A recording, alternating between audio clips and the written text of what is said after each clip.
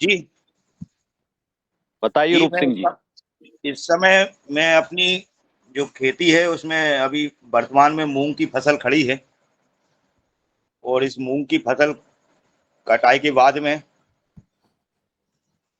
उस जो उसकी नरवाई रहेगी, उसकी नरवाई का पूर्ण रूप से प्रबंधन करूंगा, जो किसी भी प्रकार से बाहर ना जाए, ना उसको जलाया जाए।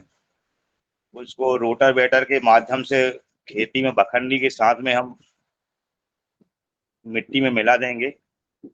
ये नरवाई जो है प्रथम भूमिका है किसानों के लिए कि अपने खेतों में नरवाई प्रबंधन बहुत अवश्य करें, जिससे हमको हमारी खेती में लगभग 25, 30, 40% तक वो खाद वापस रिटर्न मिलती है हमको नरवाई के माध्यम से।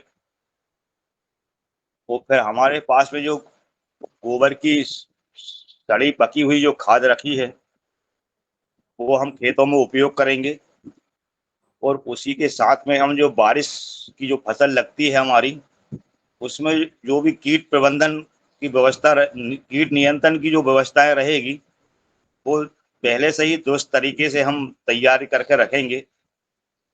और उसमें जो लगने वाले जो फसल में भोजन है, उसके लिए हम हमारी खाद है, गोबर की जीवामृत है, घन जीवामृत है, गो कृपा अमृतम है, ये सब हम पहले से ही 15 रोज पहले से ये तैयारी करके रखें, जिससे हमारी जमीन भूमि को पूर्ण रूप से भोजन मिल सके आगामी फसल के लिए। और फिर जो हमारी फसल जो धान की खेती होगी, तो उसके लिए हमारा स्वयं का बीज रखा है, जिसकी हम अभी अगले सप्ताह करीब नर्सरी डालने की तैयारी में है। स्वयं की खाद तैयार रहेगी, स्वयं का कीट नियंत्रण रहेगा। इस पद्धति से हम शुरुआत करेंगे खेती की हमारी। और जो भी किसान हैं, वो खरीफ की जो तैयारी करने जा रहे हैं खेती में, तो वो अपनी अभी से ही पहले से ही खाद की तैयारी करके रखें। मतलब जो जो प्रकार की उसमें खाद आपको जैविक तरीके से डालना लगाना है।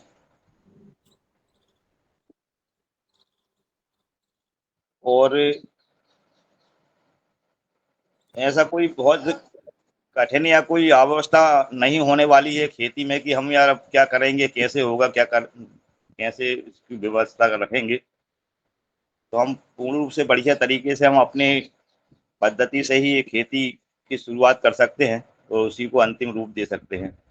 जी ओम।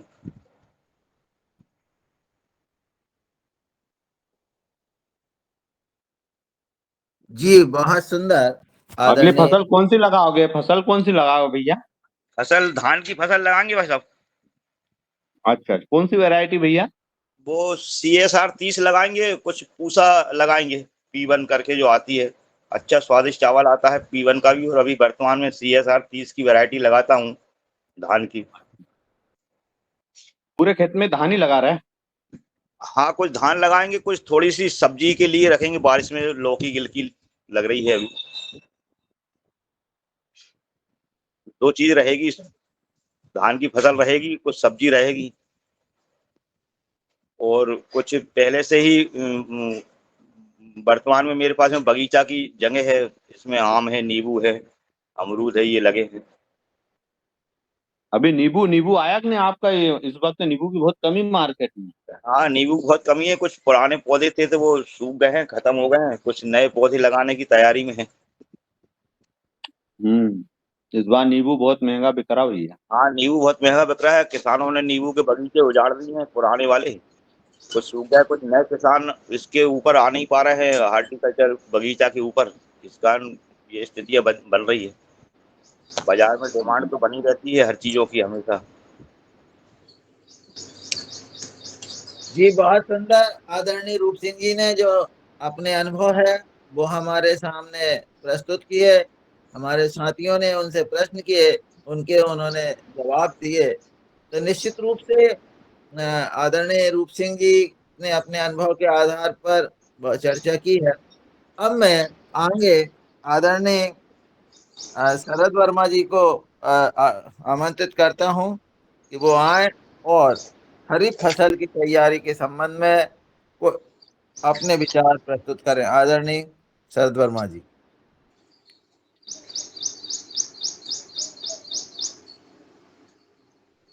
राकेश राकेश जी का माइक ऑन है।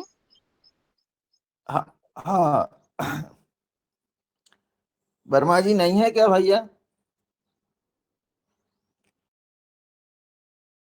वर्मा जी है नहीं। नहीं है, नहीं तो है, हमसे मैं अब हमसे ज्यादा किसको पता होगा भैया? आपसे ज्यादा किसको पता होगा वर्मा जी का? नहीं है। नहीं है, नहीं है। तो राकेश फिर जी।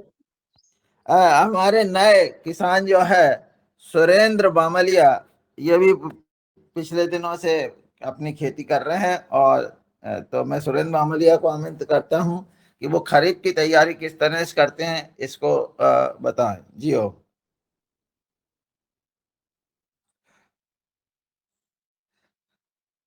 सुरेंद्र अपना माइक, सुरेंद्र जी अपना माइक खोलना है, सुरेंद्र बामलिया।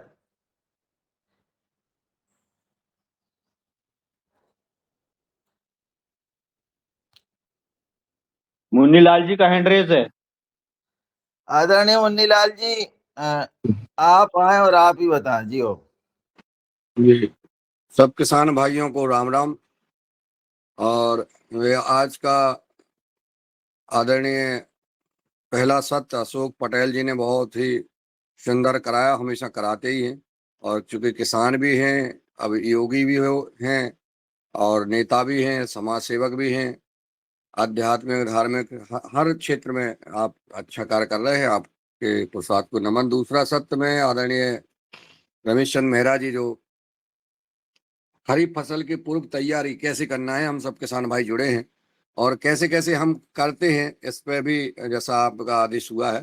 तो सबसे पहले तो हम अपनी फसल की खरीफ फसल में पहले तैयारी क्या करते हैं, पहले हम वो बताते हैं। अभी हम जो फसल की तैयारी करते हैं, तो सबसे पहले अभी हमारा गेहूं कट चुका था। गेहूं की हार्वेस्टिंग के बाद खेत खाली पड़ा है। ऐसे में अभी हम जैसे ही पहला पानी बरसेगा, खेत में नमी आएगी, तो हम उसमें अपना जो हमारा देसी गाय भैंस बकरी किसी का भी जो खाद हमारा बना हुआ है, उस खाद को हम खेत में डालेंगे सबसे पहले। और लेकिन कब डालेंगे? जब हम खेत में नमी आ जाएगी। हम अब धूप में नहीं डालेंगे। पहले हम धूप में डालते थे, हमारे पिताजी और भी डाल देते थे। जो पका हुआ खाद था वो धूप में डाल देते और वो जल जाता था, तो उसका असर नहीं होता था उतना। अभी हमने योगार कार्यक्रम में जो हमने मुख्य वक्ताओं के और चीफ गेस्टों से जो सुना, उससे हमने ये पाया और अपने इस खेती में परिवर्तन कर दिया है कि अब हम नमी होने पर खेत में अपना खाद डालेंगे, नंबर एक। दूसरा, जब हम डालने के बाद उसको मिला देंगे और पहला पानी बरसेगा, नमी आएगी। नमी आएगी तो उसमें घास वगैरह सब जमेगा, और जब घास वगैरह होगा तो उसको जो है, जब थोड़ा सा बड़ा हो जाएगा, तो उसको हम खेत जुता करके और उसी मिट्टी में जो है मिला देंगे। तो ये जो है तैयारी है। इसके बाद अभी हम जो है जैसे जीवामृत, घन जीवामृत का भी डालेंगे। और उसमें जब हम बोएंगे तो सबसे पहले हमें समय से ही बोने का प्रयास करना है, कि हम अपना खेत में जो बोनी करें वो समय से ही करें, ताकि जो है अगर समय पे होता है तो उसका उपज अच्छी होती है और विभिन्न विभिन्न प्रकार की बीमारियां नहीं लगती हैं। रही बात पानी की, तो जो जो एरिया हम बोते हैं, पानी का भी हम इंतजाम रखते हैं अपने कुआं का, बोर का, कि अगर कहीं बीच में अगर कहीं गैप आ गया तो हमें उस समय अपनी फसल को पानी अवश्य देना चाहिए। नहीं तो फिर हमारी फसल जो है सूख जाती है और हम फिर घाटे में आ जाते हैं। तो दो चीज बातें हैं। इसके बाद जो है, अगर अभी हमारे जैसे वर्तमान की बात करें, अभी हम जो अभी हमारी मूंग लगी हुई है, वो मूंग में हमने कोई कोरोजन हमारे यहाँ जानते ही नहीं है इधर कि कोरोजन क्या होता है। लेकिन अगर मूंग देखी जाए तो इतनी बढ़िया मूंग है कि फूल पर आ गई है, कुछ फली भी लग गई हैं। कल हमने अभी डॉक्टर रोशना रावत जी को फोन किया था कि इसमें मूंग के फूल पर हम कैसे इसको कंट्रोल करें, कीड़े वगैरह आ गए हैं। कुछ हमारा सरसों लगा था, तो सरसों के जो कीड़े होते हैं वो, और प्लस जो है लाल पीले कीड़े आ गए थे, तो उसके लिए उन्होंने उपाय बताया। अभी आज जाएंगे, देखेंगे कि क्या उसका परिणाम है। तो अभी हमारे किसान भाइयों को हमें लगता कि यही देसी खाद का जो हम जैविक खेती कर रहे हैं उस एरिया में हमें सबसे पहले जैसे ही खेत में नमी होती है तो जो गोबर का खाद है वो डाल दें, या वर्मी कंपोस्ट वगैरह जो भी है हमें पहले वही डाल करके और जुताई करके और खेत को छोड़ने का काम करना चाहिए, जो हम कर रहे हैं।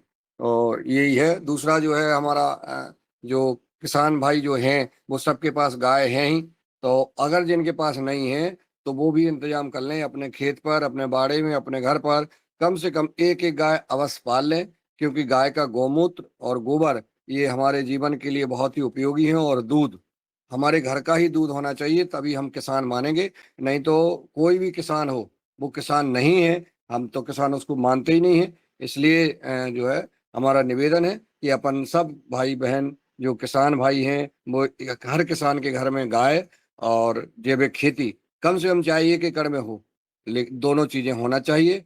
योग आपके जीवन में है ही, और स्वदेशी भी अपनाने का काम हमें करना है। हमें स्वदेशी ही अपनाना है, क्योंकि हमारे जो परम पूज्य स्वामी जी महाराज जी पहले से जो कहते रहते थे, आज वो बात सामने आ गई है। पूरा देश चिल्ला रहा है, चाइना बायकॉट वगैरह कर रहे हैं सारी चीजें। तो इसलिए जो है हमें इन चीजों पर चलना है। भारतीय शिक्षा और संस्कृति की बात है ही। घर, हाँ, खेत पर रोज जाने का काम भी हमें शरद भैया ने बताया था और लोगों ने भी बताया था कि हमें फसल में रोज जाना चाहिए, खेत में जाना चाहिए, देखना चाहिए। कल इसी क्रम में कल मैं सुबह जब गया, मूंग को बारीकी से देखा तो लगा कि इसमें कीड़ लग गए हैं। अगर हम नहीं जाएंगे, नहीं देखेंगे तो हमारी फसल का नुकसान हो जाएगा। फिर हम जो है उसका बचाव नहीं कर पाते हैं। जब कीट प्रबंधन, पूरा कीट जो है चरम सीमा पर उनका प्रकोप हो जाता है तो हमारी फसल को नुकसान हो जाता है। इसलिए सभी किसान भाई जो भी फसल लगाएं, अभी लगाए हैं, तो वो अपनी फसल के खेत पर अवश्य जाएं, प्रतिदिन जाएं, घूमने जाएं, देखें उनको, और चाहे कोई भी फसल हो। और यही प्रबंधन के लिए हमारा जो सुझाव था तो मैंने आप सबके बीच में रखा। बाकी आप लोग अपने अपने और आगे अपने सुझाव दें। धन्यवाद। ओम। जी ओम, बहुत धन्यवाद सर, आपने अपने अनुभव जो है खेती के सुनाए। अब मैं आदरणीय सिंगोरिया जी को आमंत्रित करता हूं कि वो आए और वो भी अपने अनुभव सदन को सुनाए। आदरणीय सिंगोरिया जी। जी, सदन को सादर नमन। हम लोग यहाँ तो अभी तो मूंग की फसल तो लेते नहीं है, लेकिन मैंने जो अनुभव किया है चने की फसल में, वहाँ से लेके बासिम से लेके जो मैं जो उनका जो पैकेज था वो लेके आया था, उसका मैंने उपयोग किया था। तो चने की फसल में जहाँ पे 2 स्प्रे किए थे, जहाँ पे कहीं कहीं पे 3 स्प्रे हो गए थे, वहाँ पे अलग ही देखने को मिला था मेरे को उसका असर। और जो क्योंकि चने से मेरे अमरूद के बगीचे में थे, तो अमरूद के पौधों में भी मतलब एक अलग ही कुछ वनस्पतिक वृद्धि देखने को मिली। और मैं क्या है कि मैंने जो है 2 स्प्रे गोमूत्र के भी किए थे। उसमें एक स्प्रे में चूना भी स्प्रे किया था, तो उससे भी जो है चने में अतिरिक्त वृद्धि हुई। तो जैविक का भविष्य अच्छा है, और उसमें कीड़े भी नहीं आए गोमूत्र की वजह से। जी बहुत सुंदर। आपने हम लोग खरीफ फसल के संबंध में आपने पिछला अनुभव हम लोगों को सुनाया, बहुत सुंदर। अब मैं राकेश गौर जी को आमंत्रित करता हूं कि खरीफ के लिए वो क्या तैयारी कर रहे हैं और वो किस तरह से, क्योंकि वो उन्होंने पिछले साल धान पे भी कुछ प्रयोग किए हैं। तो आदरणीय राकेश गौर जी अपने विचार प्रस्तुत करें।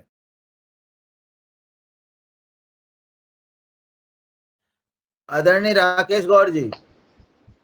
जी ओम जी, सर मैं सभी को धान की फसल, अभी तो खैर मूंग की फसल है, मूंग की फसल के बाद में अब धान की तैयारी रहेगी हमारी। तो जैविक जो एरिया उसमें तो खैर हमारी ये व्यवस्था रहेगी कि कुछ खाद हमने घर का गोबरी खाद रखी है इकट्ठी करके और पका करके, तो वो जैसे ही एक बखरनी होगी अपने खेत बनने के बाद में उसको थोड़ा बहुत खाद जितना उपलब्ध हो उतना खाद डाल करके उसको मिक्स करके रोटावेटर को तैयार कर लेंगे। दूसरी बात फिर ये कि अपने ट्राइकोडर्मा और जो भी अपने पास बैक्टीरियल कल्चर है वो पूरे कल्चर को तैयार कर रही हैं 2-2 लीटर के ड्रम पे। ये तैयारी करके रखेंगे और उसके बाद में फिर बारिश होगी तो उसके लिए धान की नर्सरी को थोड़ी बहुत डाल करके उसकी तैयारी करके रखेंगे। यही अभी हमारी व्यवस्था रहेगी उस फसल के लिए, बारिश की फसल के लिए। तो तो आप और हाँ सब्जी वाला जो प्लाट है उसमें हमारी अभी मतलब बखरनी करके छोड़ दी हमने। कुछ थोड़ी सी सब्जी और टमाटर वगैरह के पौधे हैं तो वो निकाल करके उनको खेत तैयार करके अभी मतलब जून के फर्स्ट में मतलब मल्चिंग ड्रिप कर करके वो भी तैयारी करके रखेंगे, जो कि 15 जैसी बारिश लगेगी उस समय बारिश आते से ही पूरी उसकी रोपाई और बिजाई हो जाएगी सब्जी वाले एरिया की। तो उसकी तैयारी भी कुछ तो खेत तैयार करके छोड़ दिया हमने खाली कर कर। और बाकी थोड़ा सा और है टमाटर का, तो वो भी अभी 4-6 दिन के अंदर मतलब उसको भी तैयार करके छोड़ देंगे हम मल्चिंग ड्रिप करके। यही हमारी अभी तैयारी चल रही है खरीफ के लिए। तो बाकी वो अशोक भैया भी नींबू का कह रहा था, तो नींबू की एक प्रजाति हमारे पास है, बहुत बढ़िया प्रजाति है और वो मतलब 12 महीने चलती है। नींबू बहुत बढ़िया निकलते ही रहता है वो। अभी मतलब पूरी गर्मी भर से नींबू चल रहा है वो। तो नींबू टूटने के बाद में कटिंग उनकी फिर पूरी कटिंग होगी जून के टाइम पे, जैसे फल टूट जाएगा। इस प्रकार से जो बगीचे की तैयारी है वो कौन सी उसकी वैरायटी है वो कटिंग नींबू बटिंग का की? समय नींबू की वैरायटी कौन सी है? सीडलेस के नाम से आई थी वो, अपनी जो निमाचा नर्सरी में आया था एक बार पौधे उसके। तो अच्छा, वहां से मैंने एक पौधा, हाँ वहां से लिए थे मैंने पौधे। तो ये तो कितने तब साल से में नींबू लगने लग गए? वो तो तुरंत ही लगने लगता है। वो क्या है कि उसका बीज नहीं होता उसमें, तो घोटी पद्धति से लगता है वो। तो अच्छा, घोटी पद्धति में क्या होता है कि जैसे उसमें से मतलब पीके चलते हैं, मतलब कल्ले फूटते हैं डाली में से, उसके साथ हाँ, में फूल कली चालू ही रहते हैं उसके साथ में। मतलब वो तो उसकी मतलब जैसे जन्मे से ही फल फूल बैठने लगते हैं उसमें। मतलब 1-2 साल उस में लगना चालू हो जाता है एक आध साल। नहीं एक तो नहीं, छह पौधे की महीने व्यवस्था, भी, अरे तो छह एक महीने पौधे की व्यवस्था करवाना आप, बढ़िया हाँ हाँ करवा देंगे। व्यवस्थित, अच्छे बढ़िया। हाँ तो उसकी भी ये है कि हमको कटिंग पे ध्यान रखना पड़ती है। और मतलब ये अब जैसे ये फल टूटेगा वैसे ही एक बार कटिंग करनी पड़ेगी उसको बारिश के पहले पहले। ठीक है तो बस ये इसी प्रकार की तैयारी रहती है हमारी, बाकी तो फिर ज्यादा कुछ कर नहीं पाते हैं। ये जी सभी ओम। सभी किसानों की इसी प्रकार की तैयारी रहती है। अब हम्म। मैं बता दूं सदन आदरणीय, हाँ, जी जी मैं आपके पास ही आ रहा हूँ सर। जी आ जाओ। आदरणीय पटेल साहब। जी धन्यवाद। सदन को बहुत बहुत प्रणाम। अब जो है हमारे जो क्षेत्र है इसमें अभी मूंग लगी हुई है, काफी काफी क्षेत्र में पूरे में मूंग लगी हुई है। और अभी मूंग की फसल मैंने भी, जो मेरा जो ऑर्गेनिक खेत है उसमें मूंग मूंग की फसल ही बोई है। और बाकी जो अना अनऑर्गेनिक है उसमें भी मूंग की फसल बोई है। तो मूंग की फसल अभी कट जाएगी हमारी 15 दिन में। मूंग की फसल कटने के बाद में हम पूरा खेत को अच्छा बना देंगे, और जो हमारे पास जो गोबर का खाद रखा हुआ है, जो जिसमें हमने सब जीवाणु और कल्चर जे डाल के उसको रखा हुआ है, उसको पूरे खेत में जरा जल्दी से, क्योंकि मौसम के अनुसार अभी तो जो मानसून जो इस प्रकार का जो मौसम बना हुआ है कि पानी जल्दी आने की संभावना है, लेकिन ऐसा नहीं है। अभी अभी अगर पानी गिर जाएगा तो ये बाद में फिर खींच करेगा, ये निश्चित निश्चित ही है। तो ऐसा नहीं कि ये अभी जो कर रहा है तो वो मानसून को जल्दी आ जाएगा, ऐसा कुछ नहीं। पूरे क्षेत्र में मूंग लगी हुई, सभी किसानों की मूंग की फसल कटेगी, ये इसमें कोई राय नहीं है। फिर इसके बाद में पूरे खेत को बखर देंगे हम, और बखरने के बाद में अब हमारा जो क्षेत्र है अभी, जो हमारा जैविक खेत है, उस जैविक खेत में कुछ में हम सोयाबीन लगाएंगे और कुछ में लगाएंगे मक्का। क्योंकि सोयाबीन में भी कोई दवाई की कोई ऐसी कोई विशेष जरूरत पड़ती नहीं है, और वो सोयाबीन ऑर्गेनिक हो जाता है। और थोड़ा सा उसका जो भाग है उसमें थोड़े से में जो घर अपन जो खाते हैं वो सब्जी लगा देते हैं उसमें। अभी मूंग लगी हुई है उसमें बढ़िया, कोई दिक्कत नहीं, मूंग अच्छी है और अच्छी पैदा भी होगी। और उसमें जो मूंग के ऊपर जो हमने ये विभिन्न प्रकार के जो पत्तों का रस और ये सब चीजों का उसमें स्प्रे किया है और नीम तेल का उसमें स्प्रे किया है और वो व्यवस्थित है, मतलब कोई दिक्कत नहीं है, वो मूंग कटने वाली 10-15 रोज बाद। और जो अनऑर्गेनिक जो खेत है, जो अपन जिसमें कि आपने जो विषय दिया है कि खरीफ की फसल की तैयारी किस प्रकार किसान को किया जाता है, तो उसमें हमारा जो क्षेत्र है उसमें पूरा ये खाद मिलाने के बाद में अभी मक्के की तैयारी चालू हो जाएगी, क्योंकि बरसात में मक्का लगता है और मक्का की पैदावार अच्छी हो रही है इस क्षेत्र में, हमारे क्षेत्र में। और सोयाबीन का भविष्य कुछ गड़बड़ है, इसलिए इस साल मुझे लग रहा है कि 90% मक्का लगेगी, 10% सोयाबीन। और हमारा जो क्षेत्र है, इधर का जो क्षेत्र है जिसमें कुछ ऊंची नीची जमीन है, तो उसमें धान नहीं लगाते हैं। धान जो बराबर जो जमीन वाले जो किसान है वो धान की खेती करते हैं। हमारे इधर जो अभी मक्का पे ज्यादा किसान डाइवर्ट हो रहा है। तो ये मक्का की जो विभिन्न प्रकार की जो हाइब्रिड वेराइटियां हैं, जिनका उत्पादन 30-32 कुंटल प्रति एकड़ हो रहा है। पिछले साल भी हमने लगाया था तो 32 कुंटल पैदावार हुई थी, और इसी मौसम में अभी लगाया था तो उसमें हमारा 40 कुंटल पैदावार निकली। अभी इसमें भी लगाया थी मक्का। तो ये मक्का की जो विभिन्न वेराइटियां, उसका रोपण बिल्कुल व्यवस्थित तरीके से 8 से 10 किलो प्रति एकड़ के हिसाब से मशीन है मक्का लगाने की, उस मशीन से पूरी सोइंग कर दी जाएगी।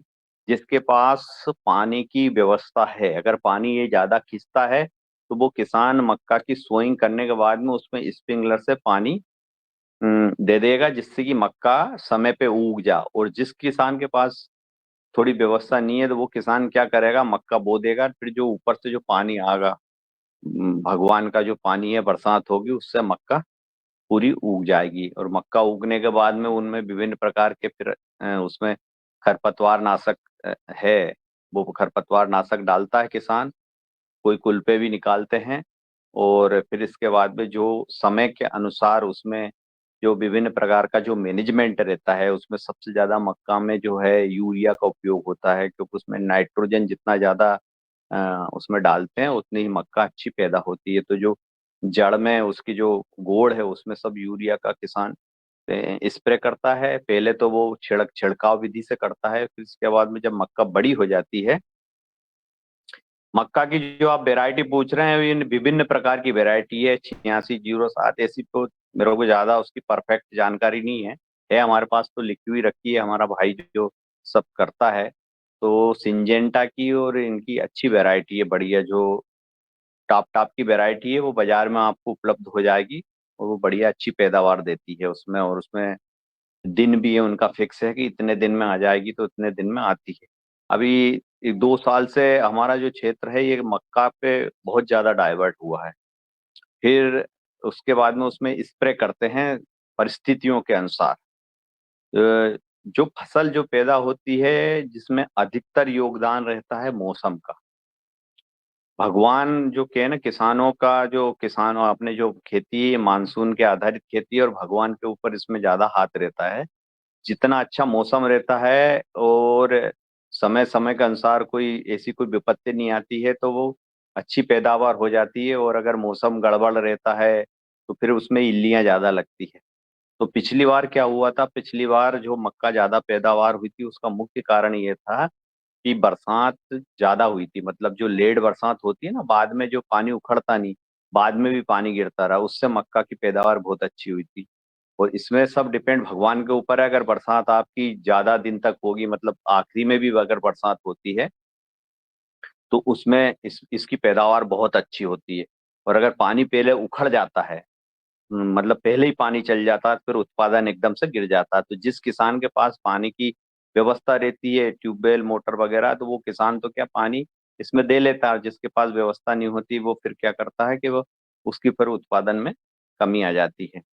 और ऐसा ही सोयाबीन है, सोयाबीन की भी विभिन्न प्रकार की जो वेराइटियां हैं, वो वेराइटियों का वो करता है। और उसमें खरपतवार का भी, खरपतवार नाशक उनका उपयोग करता है। हमारे यहाँ कुल्पे भी अब चालू हो गए हैं, ट्रैक्टर के द्वारा कुल्पे चालू हो गए, तो अधिकतर किसान आजकल कुल्पे भी लगाने लग गए। उससे भी बहुत फायदा है, उसमें नींदा नाशक की जो बचत हो रही है। किसान भी धीरे धीरे जागरूक हो रहा है कि किस प्रकार अपनी खेती को, किस प्रकार अपनी जमीन को बचाएं, क्योंकि आजकल युवा किसान हो गए हैं और इंफॉर्मेशन टेक्नोलॉजी का जमाना आ गया है।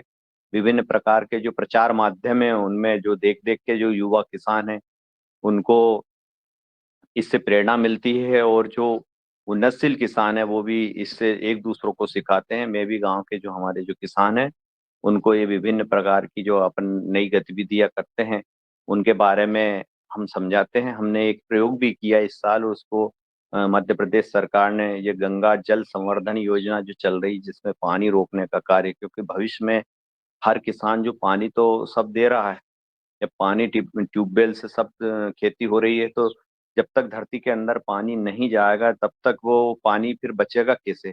तो हमने क्या किया कि हम अब पहले तो क्या करते थे, हम स्टॉप डैम बनाते थे हमारे घर से ये सब पैसा खर्च करके, और उसमें नदी के ऊपर जो पूरी वो हिमाल ला के 100-200 हिमाल इकट्ठे लाते थे और रेत का एक बोरी बंधान बता के पानी रोकते थे। फिर हमारे यहाँ क्या है, पुल बन गया है नदी पे, तो पुल बन गया तो फिर मैंने कहा कि यार पुल बन गया तो इसके ऊपर आगे जो पूरी स्लेब लगा दी, तो पूरा पूरा उनके जो बम्बू है, बम्बू में पूरी ये इसकी प्लेट लगा दी है अपनी इसकी लोहे की, और पूरा पानी रोक दिया। तो 1 से 1.5 किलोमीटर तक पूरा पानी नदी में रुक जाता है। ऐसा हर किसान को अपने अपने गाँव में करना चाहिए।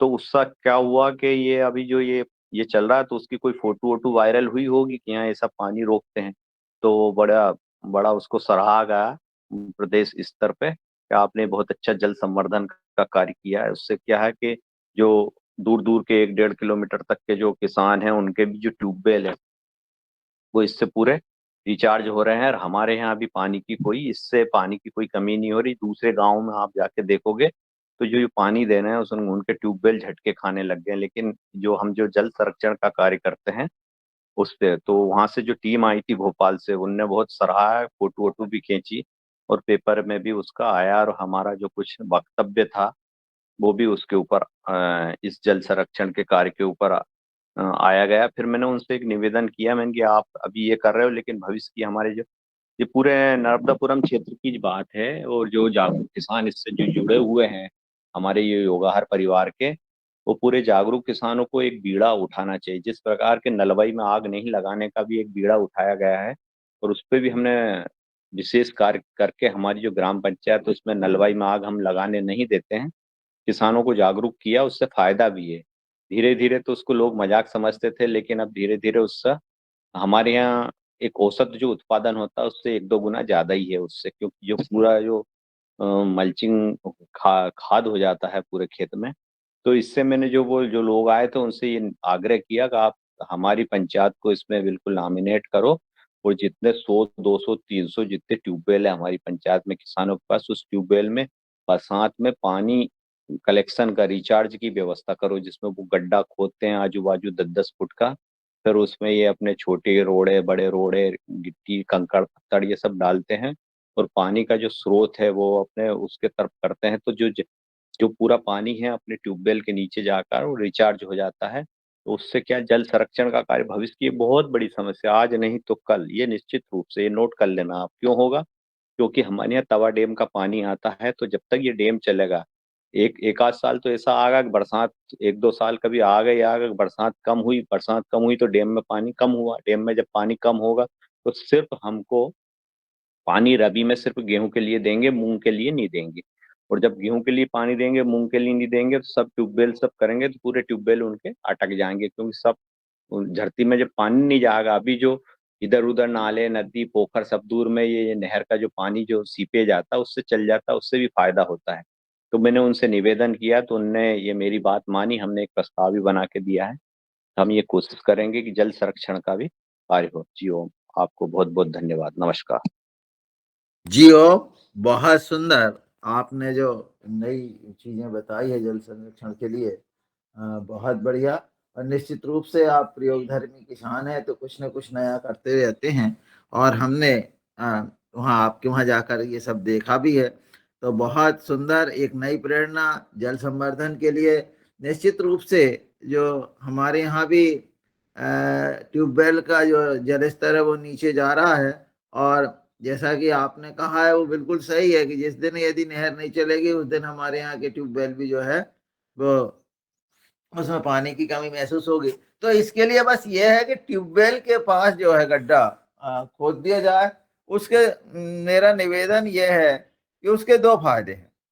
एक तो जो अपनी सीवीआर पद्धति है उसके लिए आपको मिट्टी मिल जा रही है, और दूसरा ये है कि हमें जो है पानी भराएगा तो पानी रिचार्ज होगा ही होगा।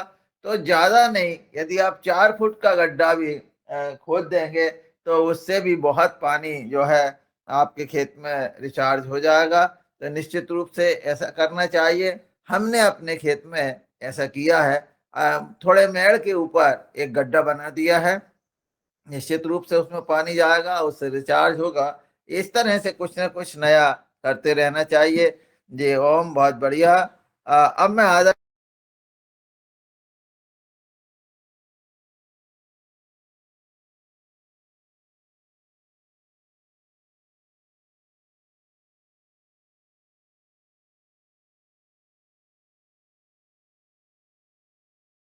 आवाज चली गई, आवाज।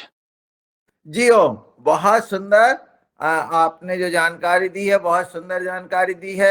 हमने भी जो है, जैसा कि आपने जल संवर्धन के लिए बात की है, तो हमने भी जल संवर्धन के लिए एक गड्ढा बनाया है अपने खेत में मेड़ के पास, जिससे कि पानी जो है रिचार्ज हो सके।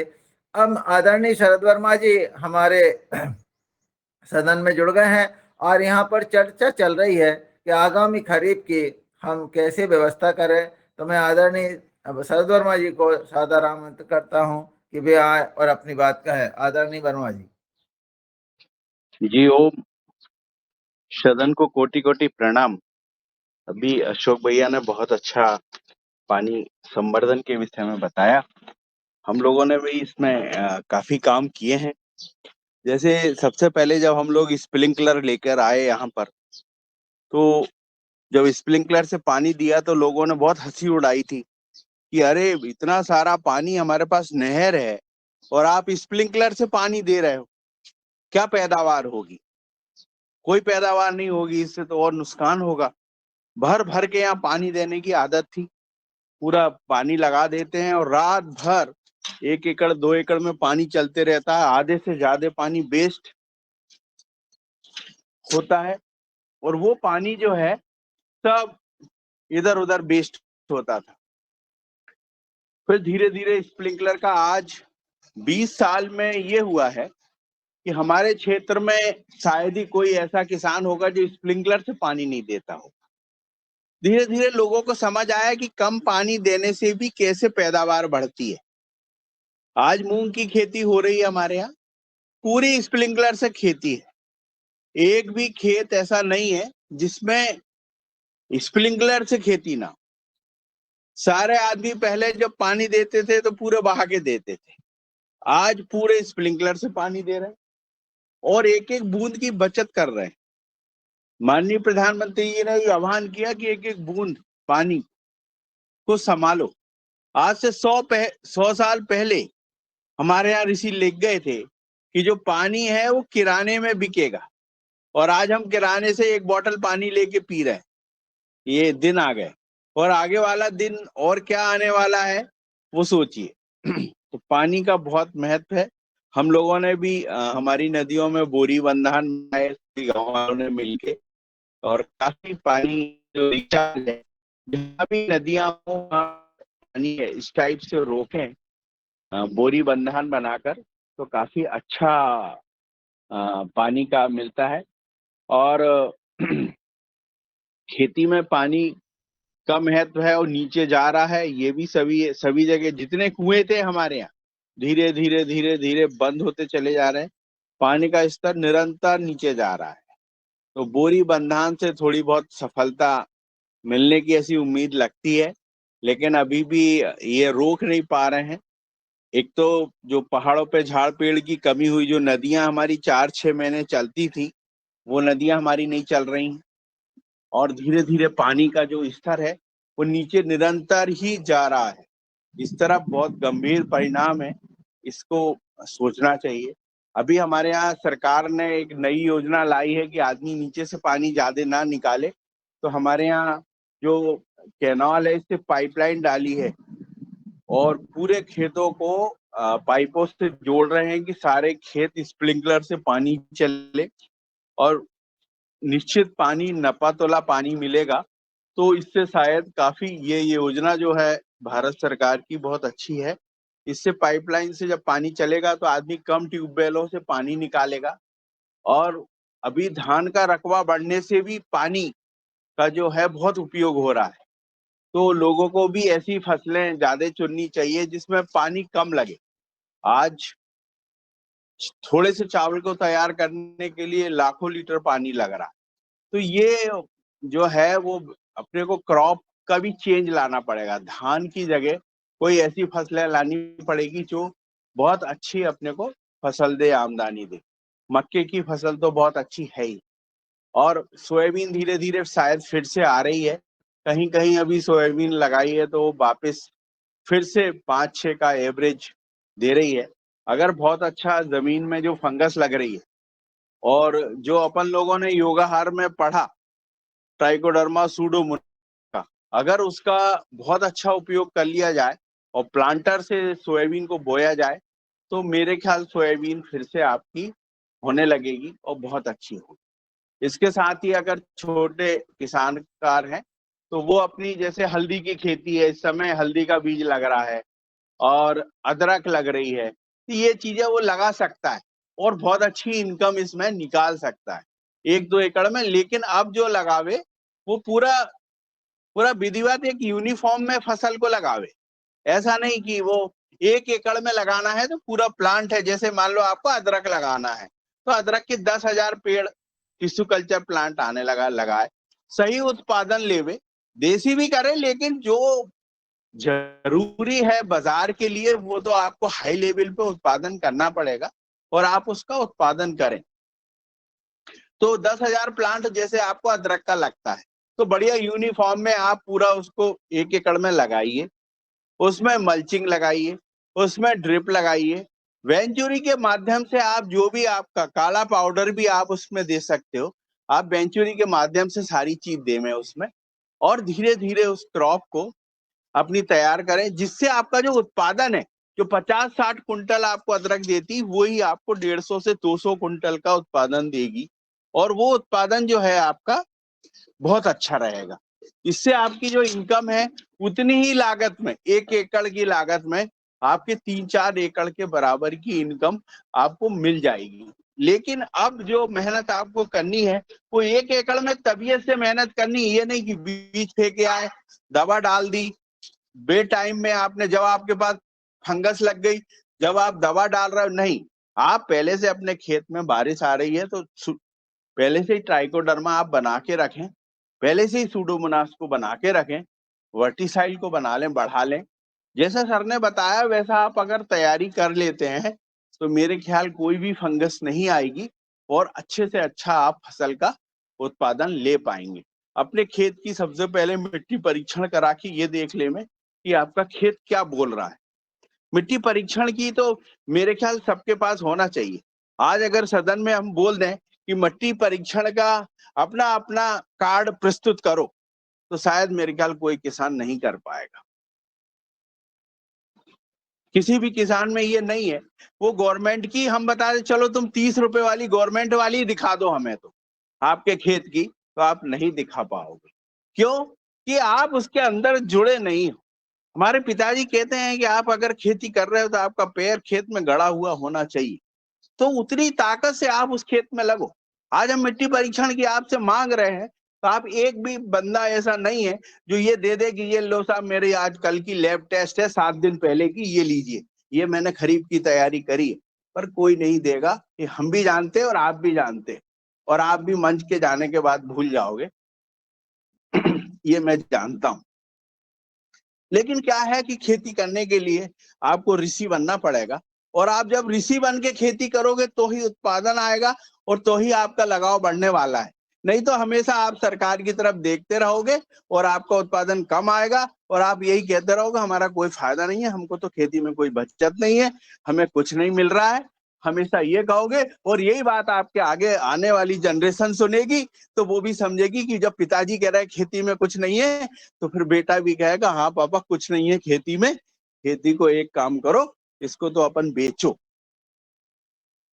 लेकिन बेच के वो अपराध करेगा वो जो अपराध जिंदगी में उसकी किसी पीढ़ियों ने नहीं किया, वो अपराध वो कर डालेगा और उस खेती से धीरे धीरे दूर हो जाएगा। आज के आने वाले वैज्ञानिक भी खेती को कठिन बताने लगे। आज के जो लोग हैं वो भी बताने लगे हैं कि बहुत कठिन है खेती, बड़ा मुश्किल है। जब पिताजी बोल रहा है, बड़े बोल रहे हैं, वैज्ञानिक बोल रहे हैं, तो आदमी को क्या है, खेती से दूर तो जाना ही है। ऐसे भी खेती बहुत कठिन कार्य है। तो उन्होंने कहा भैया अपन तो खेती करो मत।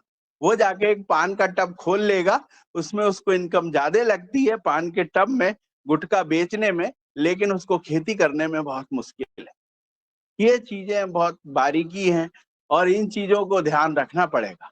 आज भी भारत सरकार इतने प्रयास कर रही है कि किसान ऐसे उठे, ऐसे उठे, ऐसे करे, लेकिन उससे सही ढंग से जुड़ नहीं पा रहा है। व्यक्ति अपनी खेती के प्रति जितना जुड़ना चाहिए ताकत से, उतनी ताकत से जुड़ नहीं पा रहा है, उतनी ताकत से कर नहीं पा रहा है। इसलिए उसका जो उत्पादन है वो धीरे धीरे सने सने कम होते जा रहा है। नई टेक्नोलॉजी का उपयोग करना चाहिए, नहीं कर रहा है। नए बच्चे नहीं आ रहे हैं खेती में। ये बहुत सारे कारण हैं। मैंने शायद बहुत ज्यादा कुछ बोल दिया हो तो क्षमा मांगना चाहता हूँ, सदन से मैं क्षमा मांगता हूँ। जी ओम, प्रणाम। बहुत सुंदर आपने भैया और नई चीज की ओर हम सदन का ध्यान आकर्षित किया है, इसके लिए धन्यवाद। और निश्चित रूप से कल जब हम आपके यहाँ पहुँचे थे तो हमने जो हल्दी का उत्पादन देखा, निश्चित रूप से वो हमने आदरणीय अशोक पटेल जी के यहाँ भी हल्दी देखी है, मैंने स्वयं ने हल्दी लगाई है, वो भी देखी है। और आपके यहाँ जो हल्दी का उत्पादन हुआ है वो बहुत ही ज़बरदस्त है। आपके यहाँ एक पौधे से लगभग आधा किलो से ज़्यादा ही हल्दी निकली है। तो ये कल हमने स्वयं ने महसूस किया, उनकी गांठों को देखा, बहुत अच्छी है। और आपका हल्दी में जो काम हुआ है वो बहुत ज़रूरी है।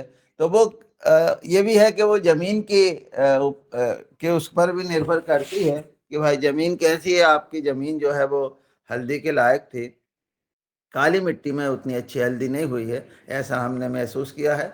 अब मैं सदन से पुनः निवेदन कर रहा हूं कि यदि हैंड रेज होंगे तो मैं निश्चित रूप से और लोगों को सादर आमंत्रित करूंगा। वरन मैं आदरणीय पवन सर जी को सादर आमंत्रित करता हूं कि वे आए और आज की चर्चा पे अपनी बात करें। हरेंद्र जी का हैंड रेज है, तो मैं उनको बुलाता हूं कि आप आए। जियो। सदन को नमन। बहुत अच्छी चर्चा रही। मैं रांची झारखंड से बोल रहा हूँ, आनंद कुमार, रेगुलर योगार का श्रोता हूँ। हम लोग यहाँ पे भी कोशिश कर रहे हैं कि जो ऐसे किसान जो जैविक या नेचुरल फार्मिंग करते हैं तो उनसे कनेक्ट करके और हम लोग उनको मतलब सपोर्ट करने का प्रयास करते हैं। उनसे डायरेक्ट माल लेते हैं हम लोग, कंज्यूमर थोड़ा प्रीमियम रेट में लेते हैं। इसी तरह कुछ अगर आप लोग जो अच्छे उपजाते हैं वो अगर ग्रुप में डाल दे, जो चाहते हैं कि कंज्यूमर ऐसे लोगों के पास जाए जो इनका अच्छा रेट देंगे या उनकी कदर होगी अच्छी, जो चाहते हैं ऑर्गेनिक खाना उनको। तो अगर पोस्ट में डाले या कुछ वैसा और ग्रुप है जहाँ पे प्रोडक्ट के बारे में डाले, तो हम लोग अगर जो मंगा सकते हैं या ऐसे लोग जिनको कनेक्ट कर सकते हैं तो मुझे लगता है बहुत अच्छा होगा। धन्यवाद। जी ओम सर, बहुत बहुत धन्यवाद सर। निश्चित रूप से जो उत्पादन होगा लोग चाहेंगे तो निश्चित रूप से डालेंगे। आप अपना नंबर जरूर इसमें डाल दें। जी ओम। आदरणीय मुन्नीलाल जी। जी, आदरणीय शरद भैया ने जो बात रखी है मन को छूने वाली है और यथार्थ है और बिल्कुल सत्य है।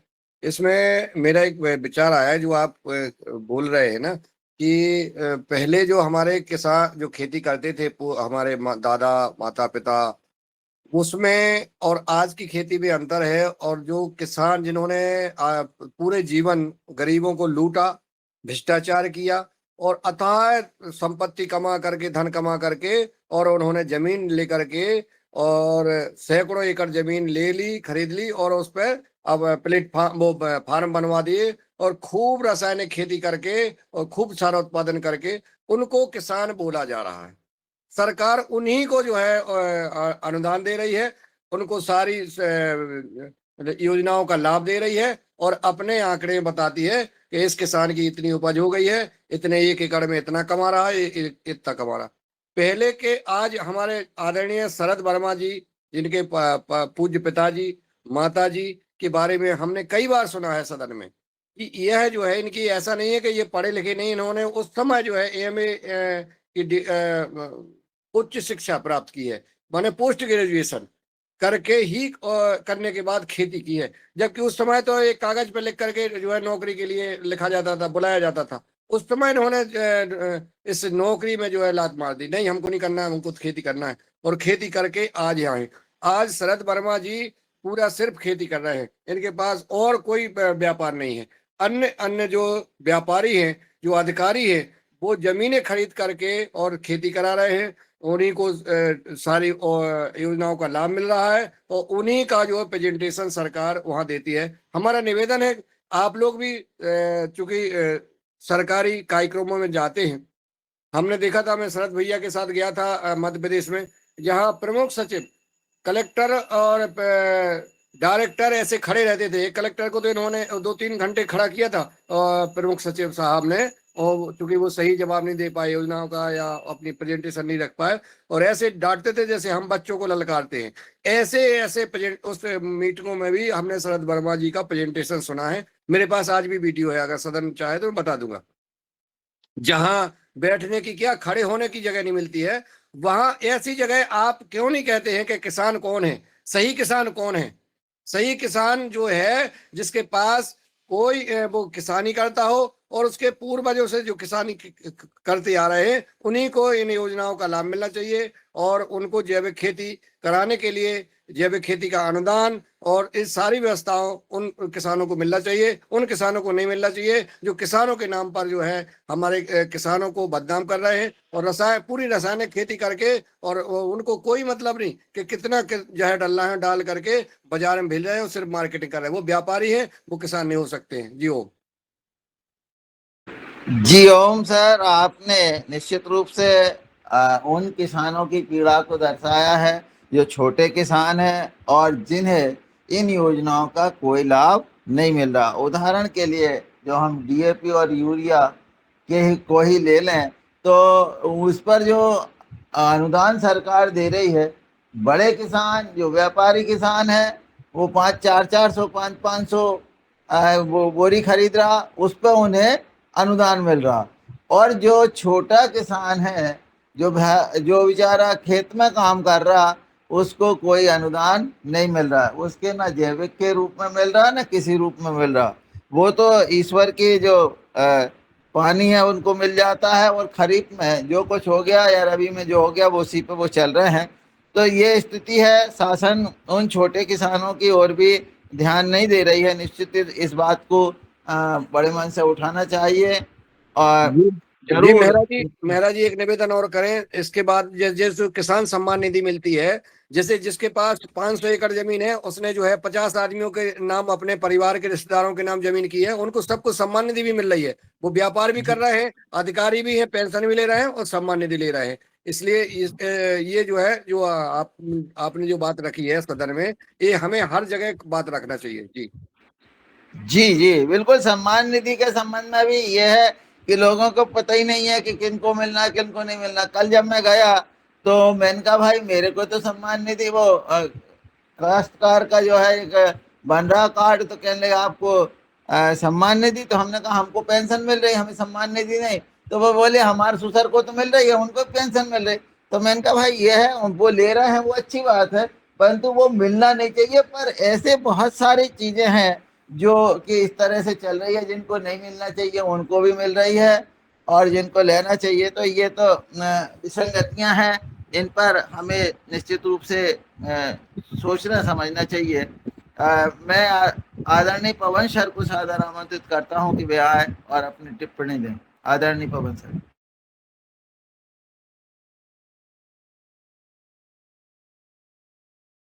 शायद पवन सर हैं नहीं। जी जी जी जी महाराज जी। जी जी वो जी बहुत सुंदर। मैं अभी कहीं जा रहा हूँ तो इसलिए मैं लेट हुआ। मैंने काफ़ी सारी बातें सुनने का प्रयास किया है। बीच में नहीं भी सुन पाया, लेकिन कुछ चीज़ें जो स्पष्ट हो रही हैं वो ये है कि जिसके ऊपर हम पहले से चर्चा करते आए हैं, वो ये है कि हमारी जो पंच तत्व हैं, पंच महाभूत हैं, इनका आपका मैनेजमेंट होना बहुत ज़रूरी है। अभी हमने पानी के ऊपर बातचीत की, इसी तरह से मिट्टी के ऊपर हमने बातचीत की है और सबको हमने अलग-अलग तरीके से देखने का प्रयास किया हुआ है। लेकिन इन सब चीज़ों को अगर हम समग्र रूप से देखते हैं, समझने का प्रयास करते हैं, तो निश्चित रूप से हमारी जो संवेदनशीलता है, उसमें वृद्धि होगी और हम इस चीज़ को और अच्छी तरह से बचाने का, संरक्षण करने का प्रयास निरंतर करते रहेंगे। पंच महाभूत तो एक विषय हो गया, लेकिन इसके साथ ही अन्य जो जीव हैं, जो काम कर रहे हैं, वाक़ई जो काम कर रहे हैं, वो हमारे छोटे-छोटे माइक्रोब्स हैं, जिनको हम ट्राइकोडर्मा कह रहे हैं, सूडोमोनास कह रहे हैं। अभी तो ये 2-3 जीवों का ही नाम जो है हमारे ज़ुबान पर चढ़ा हुआ है, क्योंकि इनका इनका रोल हम समझ गए हैं। लेकिन बहुत सारे ऐसे जीव हैं जिनका रोल हमने समझा ही नहीं, क्योंकि हमें मालूम ही नहीं है, विज्ञान भी नहीं बता पाया है या हम अभी तक के अनभिज्ञ हैं। तो इनका भी रोल अगर हम समझने का प्रयास करते हैं, कोशिश करते हैं, तो निश्चित रूप से उसको भी हम अपने जो अनुभव है, उसके आधार पर आने वाले दिनों पर हो सकता है कि हम किसी और जीव जंतु के बारे में भी चर्चा करें, उनके रोल के बारे में चर्चा करें। अभी हमने पक्षियों के ऊपर ज़्यादा चर्चा नहीं की, अभी हमने मधुमक्खियों के ऊपर भी सरसरी नज़र ही डाली है।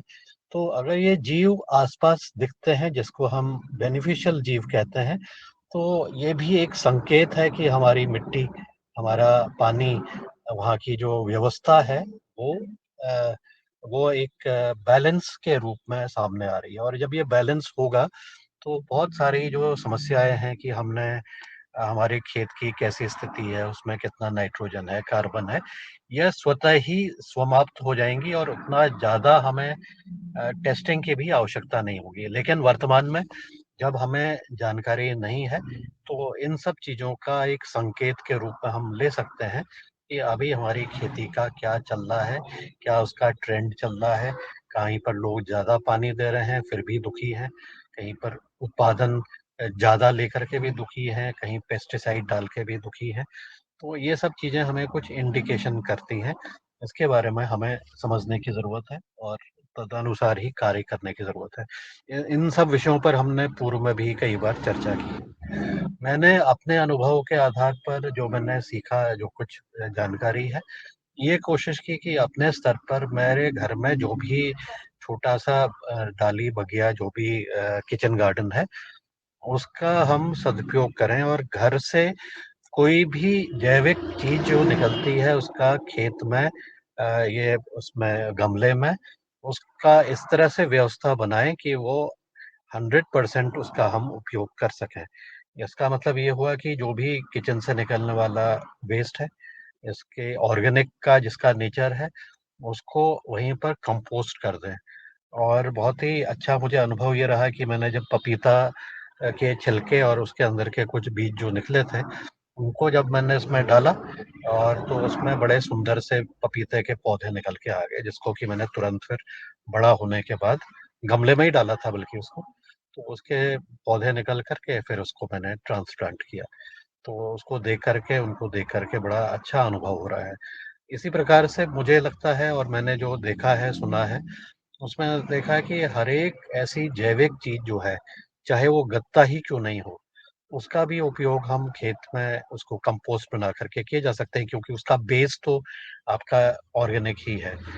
उसमें बस केवल परेशानी ये होती है कि उसमें जो उसको बनाते समय जो केमिकल आ गए हैं, जो उसका हिस्सा बन गए हैं, उसको कैसे निकाला जाए और उसको अगर निकाल लिया जाए, तो उसकी भी अच्छी खाद बन सकती है। तो ये कुछ अनुभव मेरे भी हैं कि हम जब खेती कर रहे हैं और जब उसको हम बारीकी से देख रहे हैं, उसका अवलोकन कर रहे हैं, उसकी विज़िट कर रहे हैं, उसको देख रहे हैं कि क्या चीज़ आगे बढ़ रही है, क्या चीज़ हमसे क्या वार्तालाप कर रही है, हमारा खेत, हमारी मिट्टी और जो अन्य वहाँ पर वातावरण बना है, उसका हमारे साथ क्या संवाद चल रहा है। वो संवाद शब्दों में तो नहीं हो सकता है, लेकिन हमारे ऑब्ज़र्वेशन में हो सकता है।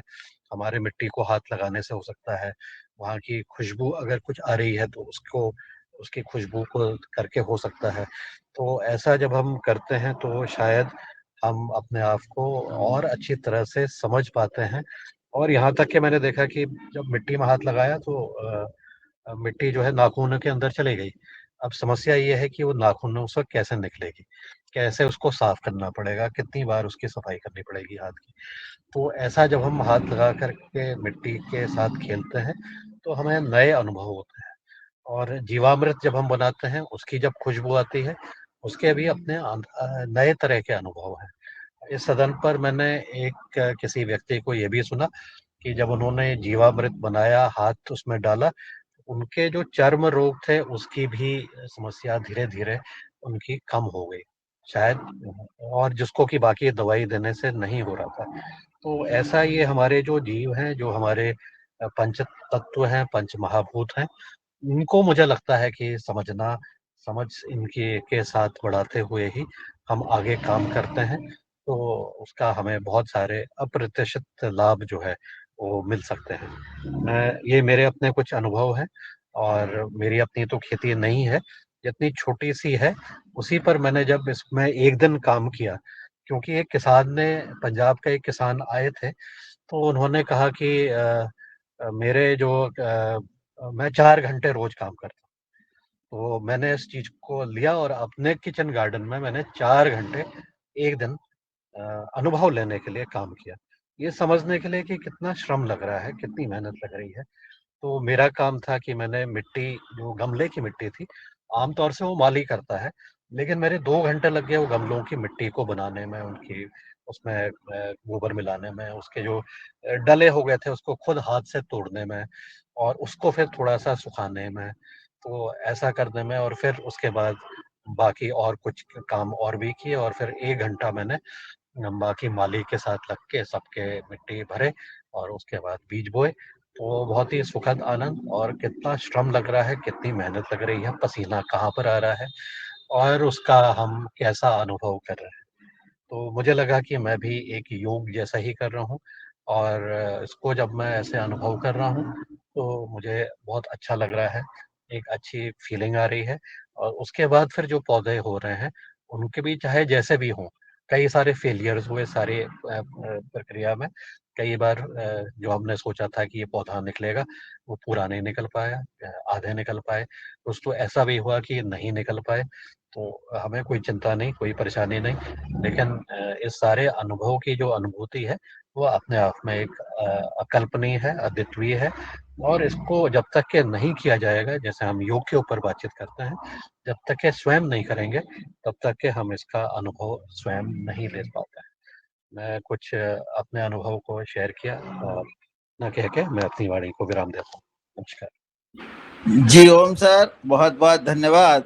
आपने जो है एक नए अनुभव की ओर हम लोगों को जो पंच महाभूत है, उनके संबंध में समझने के लिए प्रेरणा दी। उसके लिए निश्चित रूप से उस पर हमारे सदन में बहुत चर्चा हुई है, सदन में वो उस पर काम भी चल रहा। अब मैं आदरणीय हमारे जो है दिनेश सैनवाल जी को सादर आमंत्रित करता हूं, यदि वो सदन में है तो वो आए और अपनी बात कहें और सबका आभार प्रदर्शन करें। आदरणीय सैनवाल जी।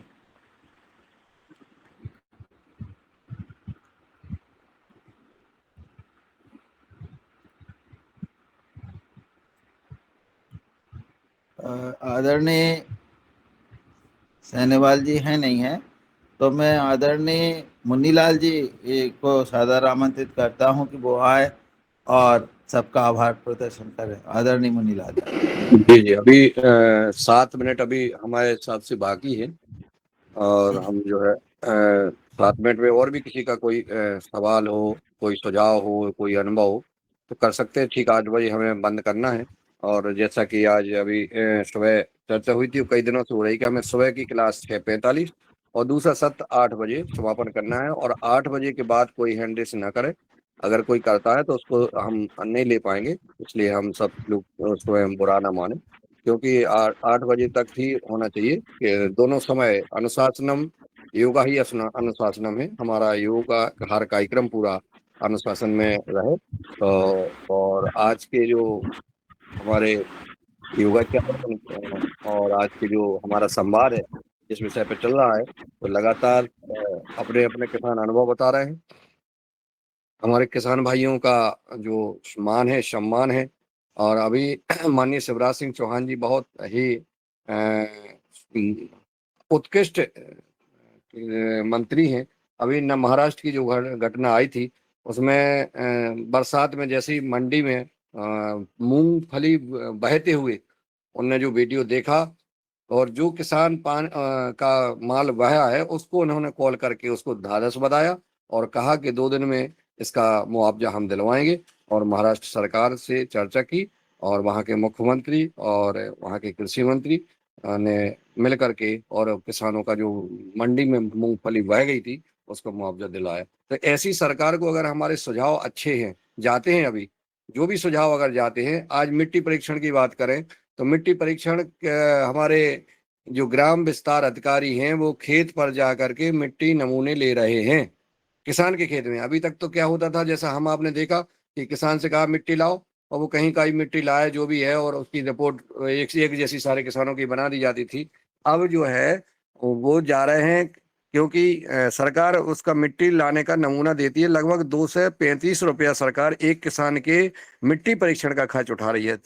समझिए आप, 235 रुपया सिर्फ मिट्टी परीक्षण का सरकार खर्च उठा रही है। और हमारे किसान भी जागरूक हो जाएं कि जिनके मिट्टी परीक्षण का अपने उसमें जाएं, अपना मिट्टी परीक्षण कराएं। ग्राम विस्तार अधिकारी आएगा, उसको मिट्टी लेने का और ले जाने का भी पैसा सरकार दे रही है, लगभग 50 रुपया। फिर जो लैब जो जहाँ जांच होता है उस जांच वाले को पैसा दे रही है, रिपोर्ट बनाने कार्ड का पैसा दे रही है। यानी मिला के कुल टोटल 235 रुपया एक किसान की मिट्टी पर सरकार खर्च कर रही है। तो ये पैसा जो है ना हो, इसमें फॉर्मेलिटी ना हो, इसका हमें ध्यान रखना है। तो अपने अपने क्षेत्र में अपने अपने विकास खंड कृषि विस्तार अधिकारी या अपना डीडीए के पास जा करके और इस पर अपनी मिट्टी परीक्षण सभी लोग कराएं। और बिल्कुल स्पष्ट, अगर मिट्टी परीक्षण आप जो है गलत रिपोर्ट आती है तो संबंधित लैब पर जो है आप उसकी रिपोर्ट करें, अधिकारी को रिपोर्ट करें कि मेरी मिट्टी परीक्षण सही नहीं हुआ है।